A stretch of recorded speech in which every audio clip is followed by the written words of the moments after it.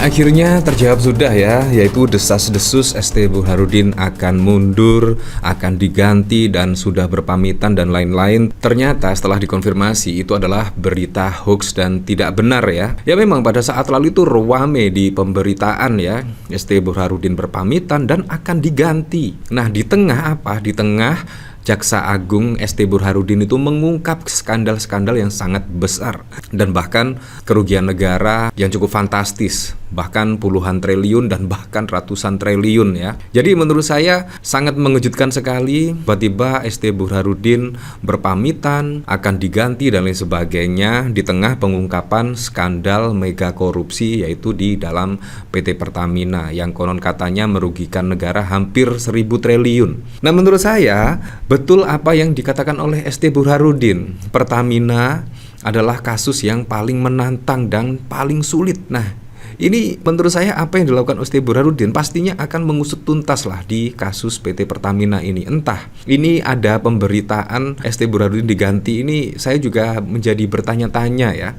Ada apa? Sumbernya dari mana? Kira-kira yang memberitakan pertama kali ST Burhanuddin diganti dan lain sebagainya. Apakah ini juga bentuk kepanikan ya? Tidaknya bagi para yang terlibat dalam skandal mega korupsi ini akan diusut oleh Kejaksaan ST Burhanuddin. Kita lihat saja lah, karena ini sudah dikomentari ya terkait isu Jaksa Agung diganti itu adalah hoax. Kejaksaan Agung membantah isu liar ST Burhanuddin akan diganti. Dari posisi Jaksa Agung, ST Burhanuddin masih menjalankan tugas sebagaimana Jaksa Agung.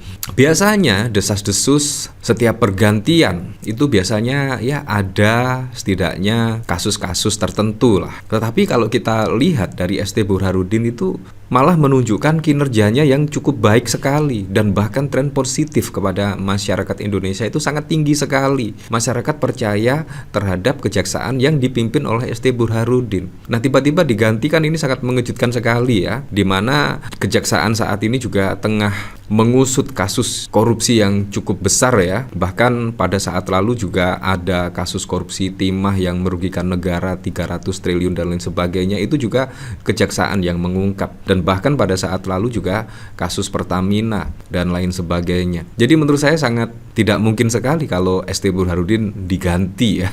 Kalau menurut saya pribadi sih, kecuali kalau ST Burhanuddin sudah tidak dalam track yang benar, kemungkinan bisa saja diganti. Tetapi saat ini kayaknya sangat mengejutkan kalau memang ST Burhanuddin akan diganti. Dilihat detik.com pada Senin 19 Mei, isu liar mengenai pergantian Jaksa Agung itu beredar di media sosial.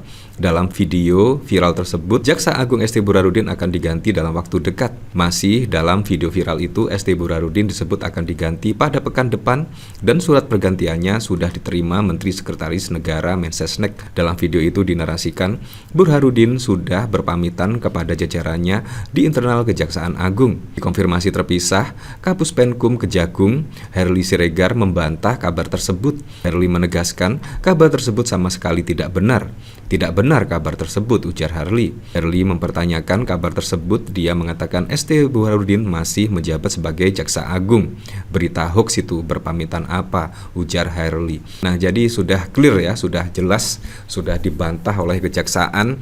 Dan ST Burhanuddin juga sampai saat ini masih bekerja sebagaimana biasanya ya. Bahkan juga tidak ada yang konon katanya Pak ST Burhanuddin berpamitan. Nah kalau kita lihat dari sini ya, kasus korupsi Pertamina, Jaksa Agung ini paling sulit dan menantang diungkap ya. Saya berharap sih semoga saja di kasus Pertamina ini tidak hanya berhenti di 9 tersangka saja, melainkan diungkap ke akar-akarnya. Sehingga apa? Sehingga tidak ada kejadian ini lagi. Bayangkan kasus korupsi Pertamina yang seharusnya bisa menguntungkan bagi negara, tiba-tiba malah merugikan negara yang jumlahnya sangat fantastis sekali ya, 1.000 triliun. 1.000 triliun itu sangat wow sekali. Jaksa Agung ST Burhanuddin mengakui Kasus dugaan korupsi tata kelola minyak mentah di anak perusahaan PT Pertamina merupakan kasus tersulit yang dihadapinya hingga saat ini. Untuk sampai saat ini, kasus Pertamina paling sulit untuk sampai hari ini, ujar Burhanuddin dalam program Gaspol yang ditayangkan di YouTube Kompas.com. Burhanuddin menyampaikan, kasus tata kelola minyak ini menjadi yang paling berat sekaligus paling menantang karena tempus atau waktu kejadiannya yang sangat lama dan terhitung panjang. Karena ini kan sudah berjalan lama nih, 2018 sampai 2023, kan sudah lama katanya.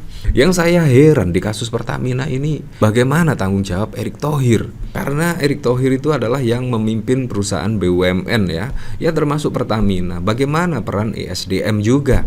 Menteri SDM yang dijabat oleh Bahlil Lahadalia. Seharusnya sebelum tertangkap basah oleh kejaksaan, seharusnya Erick Thohir dahululah yang pertama kali seharusnya mengetahui setidaknya kasus korupsi ini. Seharusnya Erick Thohir yang bertanggung jawab melaporkan ke kejaksaan misalnya. Jadi menurut saya yang bertanggung jawab seharusnya Erick Thohir. Tetapi ya Anda tahu sendirilah, ini sangat wow sekali. Seharusnya Erick Thohir diganti dengan yang lebih mumpuni, yang lebih bertanggung jawab terhadap perusahaan-perusahaan di BUMN yang seharusnya menjadi fondasi pendapatan APBN di Indonesia. Seharusnya menjadi fondasi lah. Apalagi kalau kita lihat pada saat lalu ya, dari sumber data, bahkan cukai rokok dengan penerimaan dari BUMN itu sangat kalah jauh. Bahkan cukai rokok itu hampir 400 triliun, sedangkan hasil dari perusahaan BUMN itu hanya 80 triliun sekian. Jadi sangat jomplang sekali dengan cukai rokok ya. Seharusnya perusahaan BUMN itu bisa menyumbang pendapatan negara itu ya sekitar 500 triliun lah. Masa sih kalah dengan cukai rokok ya? Ini kan sangat wow sekali ya. Karena kasus ini sudah cukup lama, menurut dia ada kemungkinan saksi yang dibutuhkan keterangannya justru sudah meninggal. Bahkan bisa saja barang bukti yang dibutuhkan sudah dimusnahkan atau hilang. Kita mengungkap yang lama ini kan mungkin data-datanya, saksinya mungkin sudah ada yang meninggal, atau mungkin alat-alat buktinya sudah mungkin ada yang hilang. Kan ini yang menjadi tantangan. Lebih, Jaksa Agung mengatakan jika ada oknum-oknum nakal yang sengaja membuang barang bukti ketika perbuatan jahat ini dilakukan, kan terkonstrain waktunya dalam pengungkapan. Kan bisa saja yang namanya nakal, begitu selesai dibuanglah. Iya, barang bukti jadi hilang, kata Jaksa Agung. Diberitakan Kejagung telah menetapkan 9 tersangka dalam kasus dugaan korupsi tata kelola minyak mentah dan produk kilang pada PT Pertamina Subholding dan kontraktor kerjasama KKS Migas 2018-2023. Ya, semoga sajalah ketika pemberitaan tersebut hoax. Wah, pastinya ini ada sesuatu yang sangat besar sekali ya. Di tengah apa? Di tengah ada pengamanan dari TNI, tiba-tiba ada isu setidaknya ST Burhanuddin akan diganti dan lain sebagainya. Pasti ini akan ada kejadian yang sangat luar biasa sekali ya dalam minggu-minggu ini ya. Nah, kira-kira berita besar apa ya? Karena saat ini Kejagung, Anda tahu sendirilah, banyak isu-isu cenderung hoax lah disasarkan ke kejaksaan. Apakah akan ada setidaknya berita besar pada minggu ini yang diungkap oleh kejaksaan? Ya, kita lihat sajalah drama-drama berikutnya.